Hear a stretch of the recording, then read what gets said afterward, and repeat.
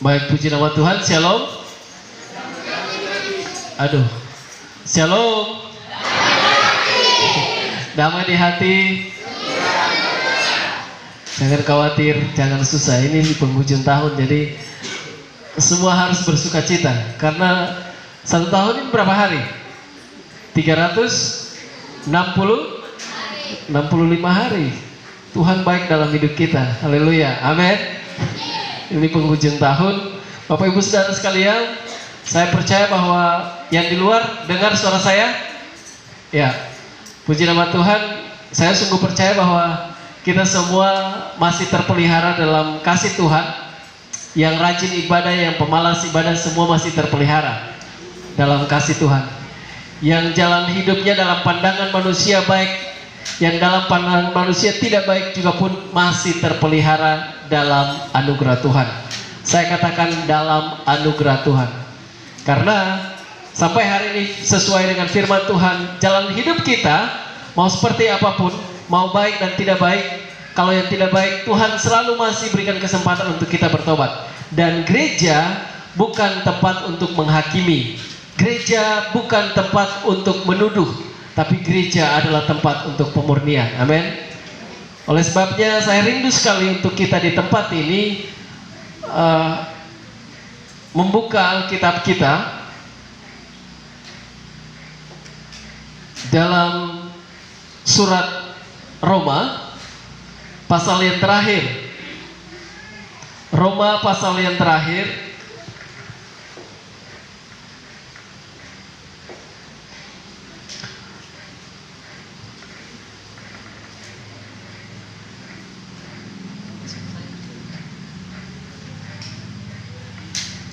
Roma pasal yang terakhir ayat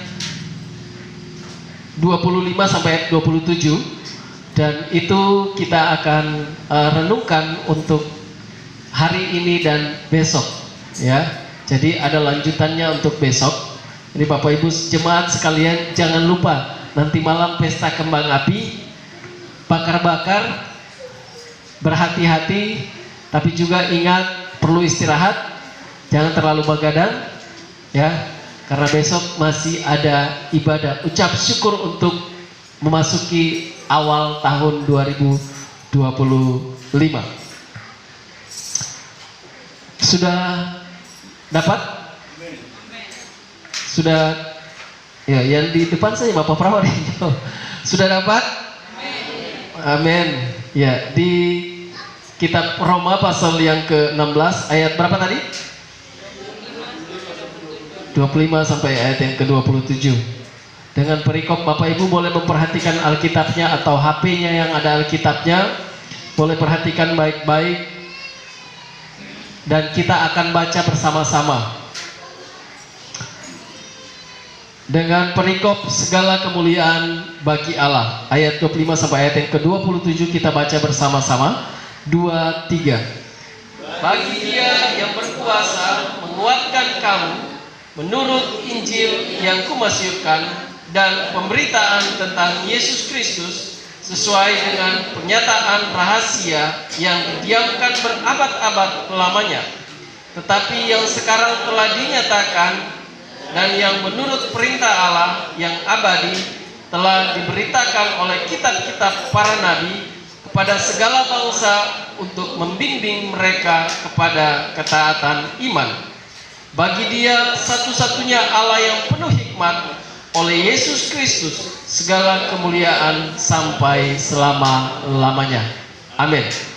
Bapak Ibu Saudara sekalian, ini adalah bagian terakhir dari surat Roma, atau Paulus menuliskan surat ini kepada jemaat di Roma. Dan kita tahu bersama bahwa begitu banyak kekaguman Paulus akan jemaat di Roma, tapi uniknya Paulus ini sama sekali tidak pernah ke Roma. Tapi cara hidup jemaat di Roma begitu luar biasa sehingga dia sudah mendengar dan dia kagum. Paulus kagum tentang cara hidup jemaat di Roma yang luar biasa.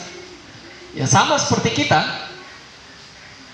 Sepanjang 1 tahun tentu ada gonjang-ganjing, ini bahasa Jawa. Gonjang-ganjing. 1 tahun itu pasti ada saja tantangan begitu. Selama setahun pasti ada pergumulan.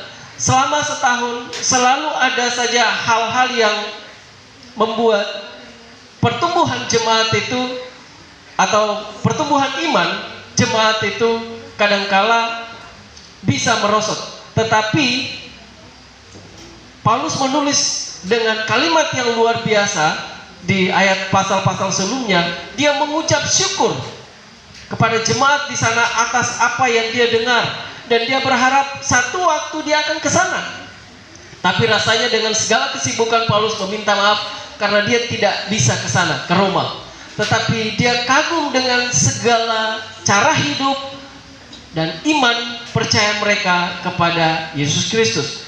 Maka di ayat yang ke-16, pasal 16 ayat yang kita baca tadi, ayat 25 sampai ayat 27, Paulus juga sekaligus, ini adalah bahasa kalau bahasa Yunaninya doxiologi, kalau diterjemahkan ini merupakan juga selain ucapan syukur yang betul-betul dia sampaikan, tetapi ini juga merupakan satu ungkapan pujian yang secara langsung dia sampaikan juga kepada Tuhan atas apa yang Tuhan sudah lakukan kepada jemaat di Roma.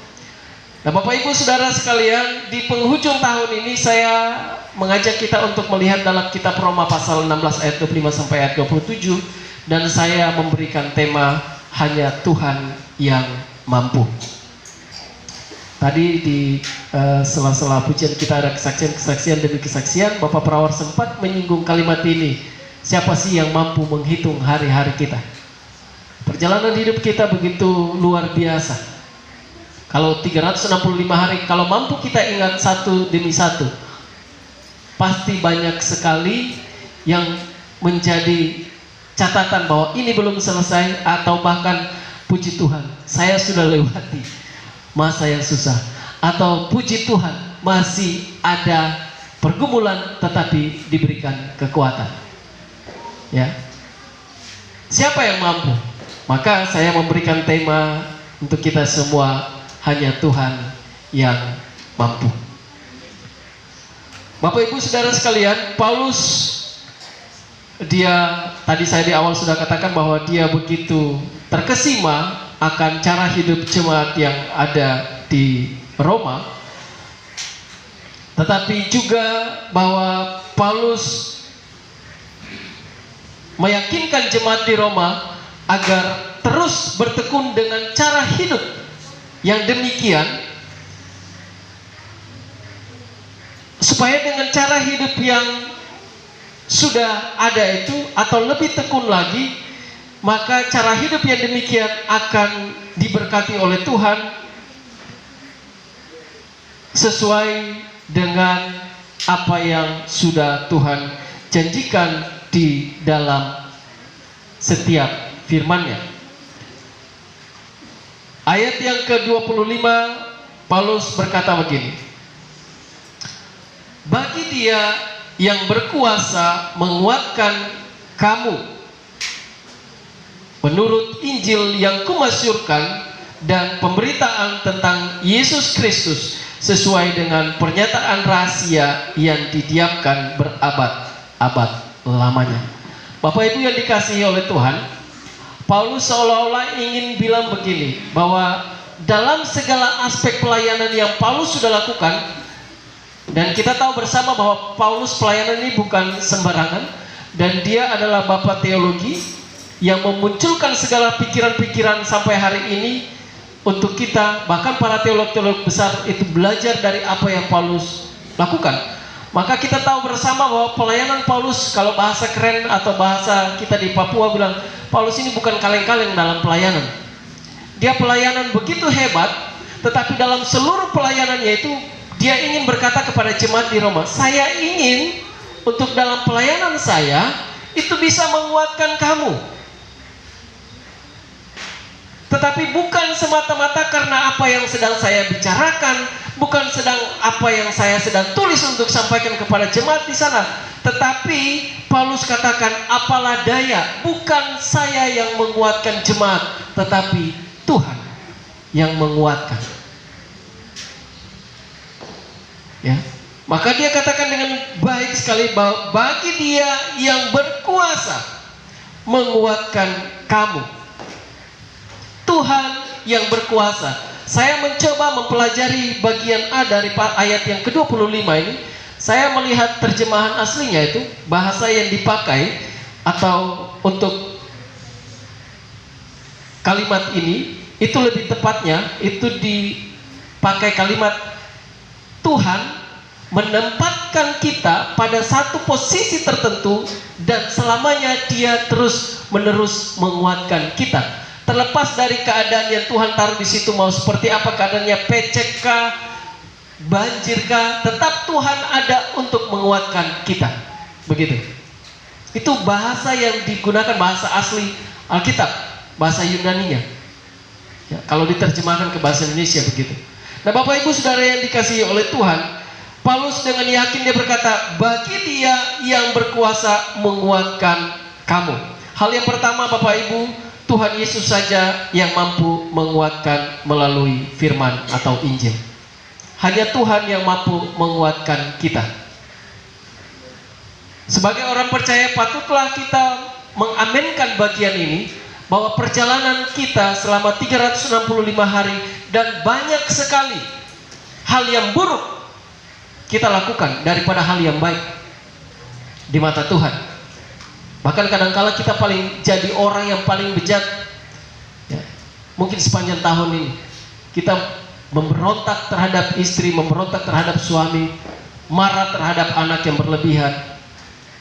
Ada keputusan-keputusan yang kita buat yang menyakitkan hati Tuhan. Tetapi dalam semua itu Bapak Ibu Saudara sekalian, Tuhan tidak cabut nyawa kita, Tuhan tidak bunuh kita saat itu karena kasih karunia Tuhan masih ada berlaku sampai hari ini untuk kita. Dan di dalam semua itu tadi saya katakan, terjemahan yang Paulus ingin tunjukkan kepada kita bahwa sekalipun dalam segala situasi apapun ya, dalam perjalanan hidup kita apapun, Tuhan sudah tempatkan kita dan Dia yang menguatkan kita. Bapak Ibu Saudara yang dikasihi oleh Tuhan, kita buka Alkitab kita di dalam Roma pasal 14 di sebelahnya. Roma pasal 14 ayat yang ke-4 bilang begini. Siapakah kamu sehingga kamu menghakimi hamba orang lain?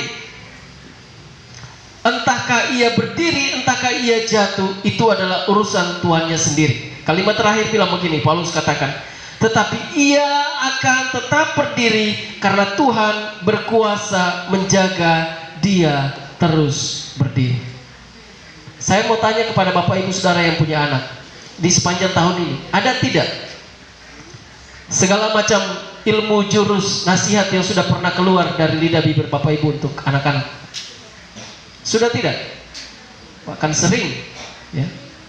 Pernah kasih keluar kalimat bodoh begitu ke anak tidak? Pernah kasih kalimat goblok ke anak tidak? Karena sudah sakit hati, jengkel dan sebagainya perilaku anak. Atau kadang-kala mungkin istri yang kasih keluar kata yang begitu kepada suami. Ya. Paulus ingin menyadarkan kita sebagai orang percaya, itulah keadaan yang kita alami hari-hari ini. Bahwa di dalam segala kelemahan yang kita perbuat, segala kelemahan yang kita hadapi, bahkan kadang-kala kita sudah stres dengan lingkungan. Begitu saya katakan di tanggal 25, saya katakan awal tahun itu kebanyakan kita ini janji muluk-muluk kepada Tuhan. Tapi kenyataannya coba renungkan baik, selama 1 tahun kita bikin yang terbaik juga di hadapan Tuhan. Bahkan kalau Tuhan bisa bicara langsung kepada kita, ini terlalu bikin sakit hati nih. Begitu. Tetapi dalam semua itu Paulus dengan bijaksananya dia tulis bagian terakhir di ayat yang ke-14 tadi. Ayat 4 tadi. Tetapi ia akan tetap berdiri. Situasi apapun kita Bapak Ibu Saudara sekalian, kelemahan apapun dalam hidup kita, kita tidak mungkin lagi mau lakukan seperti apa yang di luar kehendak Tuhan. Hanya Tuhan, firman Tuhan berkata, tetapi ia akan tetap berdiri karena Tuhan berkuasa menjaga dia terus berdiri. Kenapa Paulus menasihati jemaat yang ada di Roma? Dia yang berkuasa menguatkan kamu, menguatkan jemaat Tuhan. Menguatkan dari apa? Efesus pasal 4 ayat 14. Coba satu orang baca. Efesus pasal 4 ayat yang ke-14.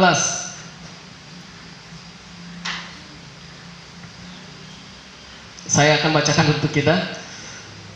Sehingga kita bukan lagi anak-anak yang diombang-ambingkan oleh rupa-rupa angin pengajaran, oleh permainan palsu manusia dalam kelicikan mereka yang menyesatkan. Supaya jangan kita diombang-ambingkan oleh berbagai rupa-rupa pengajaran. Tuhan perlu menguatkan kita untuk kita tidak diombang-ambingkan. Amin. Maka dalam pergaulan sebagai anak muda, sebagai orang tua, itu penting untuk kita jaga diri. Jangan lupa diri. Sehingga apa? Dalam berbagai pergumulan yang kita hadapi, sudah tahu hidup ini semakin sulit, jangan mempersulit diri. Karena firman Tuhan sudah jelas bahwa di luar sana banyak sekali tipu muslihat, tipu daya yang mudah untuk mengombang-ambingkan kita sebagai orang percaya. Sangat gampang. Maka di dalam semua itu, kelemahan kita harus disempurnakan di dalam Kristus. Ya, harus di dalam Kristus, Bapak Ibu yang dikasihi oleh Tuhan. Perjalanan 365 hari kita lewati. Kadang kita gagal dalam perjalanan iman karena iblis selalu ingin manipulasi keadaan hidup kita lewat tipu daya. Dan kita tahu bersama bahwa kadangkala juga bukan hanya iblis, kadangkala juga kita yang mau. Iblis itu hanya main lewat pikiran. Seorang reformat atau Martin Luther, dia katakan ini, bahasa untuk dia bilang dosa itu ada, dia bahasa bilang begini: biarkanlah burung-burung itu terbang di atas kepalaku, tetapi jangan izinkan burung itu berak di atas kepala. Biarkanlah kita hidup di tengah-tengah dunia ini. Memang keadaan dunia ini semakin hari semakin kacau. Apakah kita dilarang untuk bergaul? Tidak juga. Saya sudah sering bergaul dengan orang-orang yang luar biasa bobrok, yang tidak mau tahu tentang Tuhan. Saya tidak menjauh mereka, bahkan hidup bersama-sama dengan mereka. Tetapi jangan sampai kita lupa bahwa identitas kita ini penting sebagai orang percaya. Di dalam semua itulah Tuhan yang menguatkan kita. Bapak Ibu Saudara sekalian, tipu daya selalu punya 1000 alasan. Ya. Kita hidup bukan karena kita kuat dan punya banyak bekal di kemudian hari. Tadi Bapak Perawat sudah saksikan bagi kita bersama. Bapak Abraham sudah saksikan, saya juga sudah saksikan, keluarga yang lain juga mungkin punya pengalaman yang sama. Tapi saya petik bahwa tidak mudah. Dari tahun 2010 sudah pensiun dari pekerjaan. Ya, berhenti. Kalau pensiun berarti ada. Berhenti dari pekerjaan. Bapak Ibu, kalau tadi saya duduk hitung, ini 2010 sampai sekarang hidup di tengah kota. Biar orang bilang kota minyak lagi. Ini kita bukan Raja Salman, ya. Yang kita bukan hidup di Arab yang semua orang kaya begitu. Kita hidup di kota Sorong yang sedikit salah berarti disorong, begitu. Hidup di tengah kota. Dan sekian banyak di dalam perjalanan hidup, mulai dari tidak lagi bekerja, Tuhan tetap memelihara. Tetapi juga beliau saksikan bahwa karakter hidup, anak-anak dan seterusnya, toh juga tidak, waktu Tuhan menolong, itu juga Tuhan tidak, atau bilang Tuhan sudah menolong jadi berubah itu seluruh anak itu menjadi anak-anak yang manis. Tidak juga, kenyataannya Tuhan menolong, tetapi keadaan hidup anak-anak juga susah untuk berubah, mencintai Tuhan dan seterusnya, terus menjadi pergumulan bersama. Bapak Ibu, itulah kenyataan hidup kita, bahwa iblis selalu memperdaya keadaan-keadaan yang kita punya. Bersyukurlah hari ini kita masih kuat karena Tuhan yang menguatkan kita. Amin. Itu baru satu contoh dari Bapak Perawal. Belum contoh yang lain. Bapak Ibu, saya sungguh yakin Bapak Ibu sudah pernah dikecewakan selama tahun ini oleh keluarga terdekat. Betul tidak? Atau semua keluarga manis dan baik. Pasangan, ya, atasan,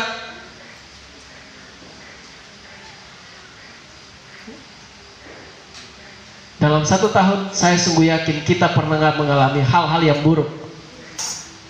Tapi kenyataannya Bapak Ibu kalau berdoa selesai, barang itu juga tetap masih ada. Kita sampai hari ini saya katakan berulang kali, kita tidak stres, kita tidak gila, kita tidak bunuh diri dan sebagainya. Itu karena kasih karunia Tuhan masih ada bagi kita. Dan Dia yang menguatkan kita. Bapak Ibu, saya mau katakan begini, firman Tuhan bilang begini. Sekali atau sebelum masuk ke firman Tuhan, kebanyakan orang beranggapan begini, yang penting di akhir tahun sudah ada tabungan dan seterusnya. Atau waktu hari-hari raya besar dapat bonus dari pekerjaan dan sebagainya, sudah ada cadangan untuk hidup. Bapak Ibu, saya mau katakan begini, jangan pernah taruh perasaanmu seperti itu pada berkat-berkat yang Tuhan percayakan. Karena firman Tuhan dengan jelas kita hidup bukan hanya dari itu saja. Coba buka Alkitabnya di dalam Matius. Injil Matius pasal yang keempat. Firman Tuhan dengan kasih bilang begini. Injil Matius pasal 4 ayat yang keempat. Coba satu orang membacakan.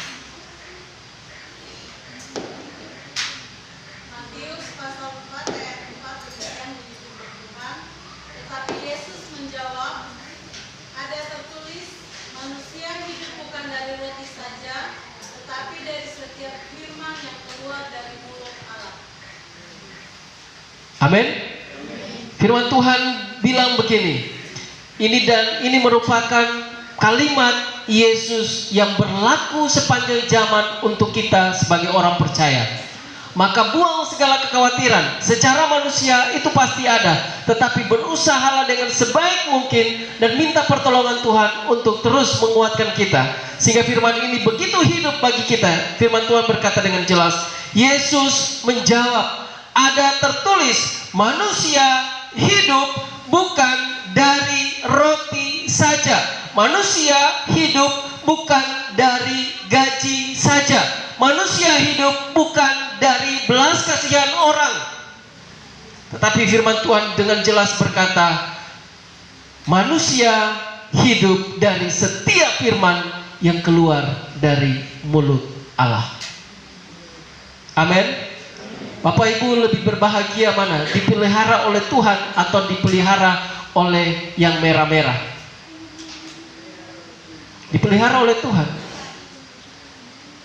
Karena firman Tuhan dengan jelas, carilah kerajaan Allah, maka semuanya akan ditambahkan. Yang merah-merah, uang maksudnya. Yang merah-merah, uang yang merah-merah itu Tuhan akan tambahkan. Firman Tuhan katakan, manusia hidup bukan dari roti saja, tetapi hidup dari setiap firman yang keluar dari mulut Allah.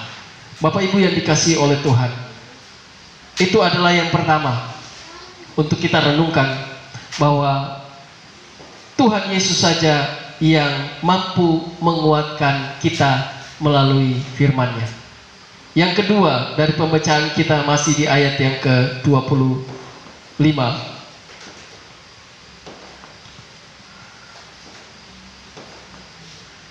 Injil atau firman itu harus menguasai hati dan pikiran kita. Kalau kita mengakui hanya Tuhan yang mampu, maka kita harus berdiri di atas atau berdasarkan pada firman. Karena hanya firmanlah menjadi penghubung antara kita dengan Tuhan. Saya sungguh tidak yakin biar dia kuat doa, tapi tidak pernah baca firman Tuhan, itu omong kosong. Tidak pernah merenungkan firman Tuhan, itu omong kosong. Sebaliknya, dia rajin baca firman Tuhan, tapi pemalas berdoa itu juga omong kosong. Ya. Maka Injil itu harus menguasai, atau firman ini harus menguasai hati dan pikiran kita. Saya bicara begini bukan berarti saya sudah sempurna Bapak Ibu. Kita semua berproses, ya. Berproses di dalam pertumbuhan kita. Paulus katakan iman itu harus setiap hari diubah di dalam Tuhan. Di dalam Roma pasal yang pertama ayat 16 dan ayat 17, ayat yang sudah sering kita baca.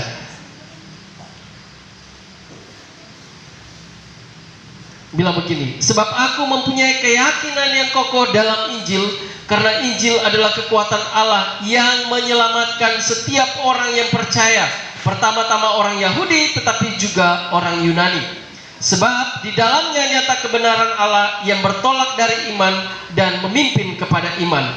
Seperti ada tertulis, orang benar akan hidup oleh iman.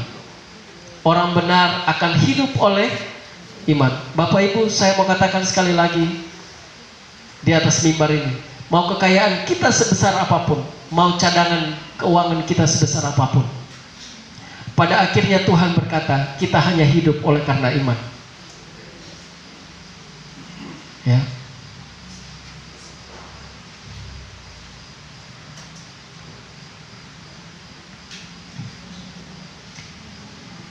Jika Injil itu adalah kekuatan Allah seperti yang dikatakan di dalam kitab Roma, maka sudah pasti saya mau katakan bahwa Injil atau firman Tuhan ini pasti dia dinamis. Artinya di dalam situasi zaman, dalam keadaan apapun, dia firman ini tetap masih relevan untuk ada kita pegang, untuk ada untuk menjadi penolong dalam setiap kehidupan kita. Mau teknologi berkembang seperti apapun, firman Tuhan pasti relevan dalam hidup kita. Bapak Ibu yang dikasihi oleh Tuhan, di dalam semua itu firman Tuhan, kalau dia dinamis, dia masih relevan, dia masih tetap sama di sepanjang zaman, maka kita tahu bersama bahwa Tuhan pasti ada juga bersama-sama dengan kita. Di dalam 365 hari dengan berbagai macam tantangan, saya mau katakan firman Tuhan itulah yang menguatkan kita. Kita baca satu ayat di dalam Kolose pasal yang pertama. Hari ini kita banyak ayat, mungkin juga besok. Saya berharap untuk kita tidak bosan. Kolose pasal 1 ayat yang ke-6. Saya akan bacakan untuk kita semua sampai ayat yang ke-14. Yang sudah sampai kepada kamu, kepada kita, Injil itu berbuah dan berkembang di seluruh dunia.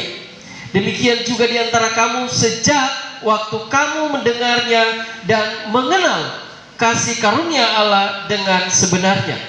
Semua itu telah kamu ketahui dari Epafras, kawan pelayanan yang kami kasihi, yang bagi kamu adalah pelayan Kristus yang setia. Dialah juga yang telah menyatakan kepada kami kasih-Mu dalam roh. Ayat 9. Sebab itu sejak waktu kami mendengarnya, kami tidak berhenti-henti berdoa untuk kamu. Kami minta supaya kamu menerima segala hikmat dan pengertian yang benar untuk mengetahui kehendak Tuhan dengan sempurna, sehingga hidupmu layak di hadapannya, serta berkenan kepadanya dalam segala hal. Dan kamu memberi buah dalam segala pekerjaan yang baik, dan bertumbuh dalam pengetahuan yang benar tentang Allah, dan dikuatkan dengan segala kekuatan oleh kuasa kemuliaannya untuk menanggung segala sesuatu dengan tekun dan sabar, dan mengucap syukur dengan sukacita kepada Bapa yang melayakkan kamu untuk mendapat bagian dalam apa yang ditentukan untuk orang-orang kudus dalam kerajaan terang. Ia telah melepaskan kita dari kuasa kegelapan dan memindahkan kita ke dalam kerajaan anaknya yang kekasih. Dalam Dia kita memiliki penebusan kita, yaitu pengampunan dosa. Bapak Ibu, firman Tuhan ini jelas bilang begini, kalau disimpulkan bilang begini, ini bukan tentang kita. Kita hanyalah manusia berdosa, tetapi Tuhan justru dalam segala hal yang sudah kita nikmati, karena Injil sudah ada pada kita, itu semua karena Tuhan mengampuni segala dosa kita. Oleh sebab itu Bapak Ibu yang dikasihi oleh Tuhan, mengakhiri tahun 2024 ini, dua hal ini saya ingin untuk kita renungkan bersama. Bahwa di dalam perjalanan kita hanya Tuhan Yesus Kristus yang menguatkan kita. Yang kedua adalah bahwa kita harus sadar bahwa kita kuat sampai hari ini karena firman Tuhan terus diberitakan kepada kita semua. Tanpa firman Tuhan, ya, kita tidak akan pernah kuat dalam menjalani hari-hari kita. Kita hanyalah seperti yang firman Tuhan catat, diombang-ambingkan oleh berbagai pengajaran-pengajaran yang ada di luar sana. Tapi puji Tuhan, kita semua dikuatkan sampai hari ini. Kita masih punya kesadaran, sekalipun perjalanan hidup kita mungkin buka mata pergi keluar sebentar, kita lupa lagi, lalu kita berbuat lagi. Tapi ketika Tuhan sudah menentukan kita untuk mau datang beribadah, saya mau katakan kasih karunia Tuhan masih berlaku untuk kita semua. Oleh sebab itu jangan sia-siakan. Sepanjang tahun ini Tuhan pelihara hidup kita. Tahun 2024 kita akan akhiri banyak cerita dan kenangan, manis dan pahit, tawa dan tangis. Ingatlah selalu apa yang Paulus ucapkan. Dia ingin untuk menguatkan pembacanya termasuk kita semua, Bapak Ibu yang dikasihi oleh Tuhan. Tetapi dia sungguh terbatas sebagai manusia. Allah Tritunggal itu yang selalu menguatkan kita melewati tantangan zaman. Dan tantangan terus ada. Tetapi ingatlah selalu berkat-berkat Tuhan, pertolongan-pertolongan Tuhan itu juga selalu ada di sepanjang hidup kita. Kita baca ayat yang terakhir untuk mengakhiri renungan kita, khotbah kita di malam hari ini dalam kitab Efesus.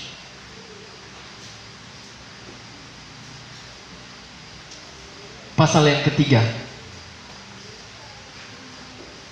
ayat yang ke-20 sampai ayat yang ke-21. Kita semua bangkit berdiri dan membaca ayat ini. Kitab Efesus pasal yang ketiga, ayat 20 sampai ayat yang ke-21.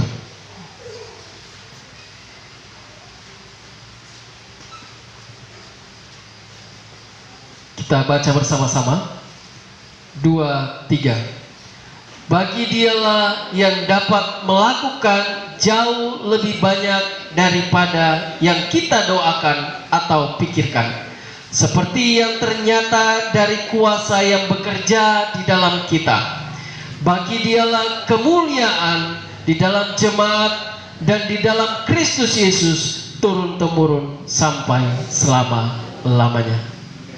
Firman Tuhan begitu menguatkan kehidupan kita.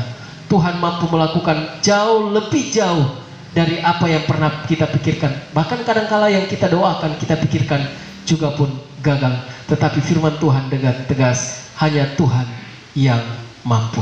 Mari kita berdoa.